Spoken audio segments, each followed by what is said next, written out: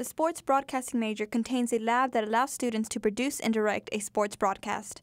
Although most of the technical aspects will remain the same, where the games will be broadcast will change.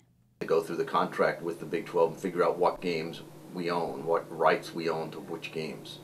And so they're in the process of doing that. Now, once that's all figured out, which I think they already know, then they'll determine where these games will be broadcast. The games will at the very least be aired on GoFrogs.com.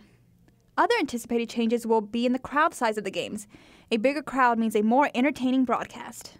Games are bigger and there are more people in the stands, and it's a lot more fun to do. And I think it amps up the adrenaline, not only for me, but for all of the students who are associated in doing the broadcast, whether they're running camera or directing the show or producing the show, whatever. I think the more excitement there is about the game, then obviously the more into it you are, so to speak, when you're doing your job. I think it'll garner more interest in the television broadcasts because of the familiarity with the other teams.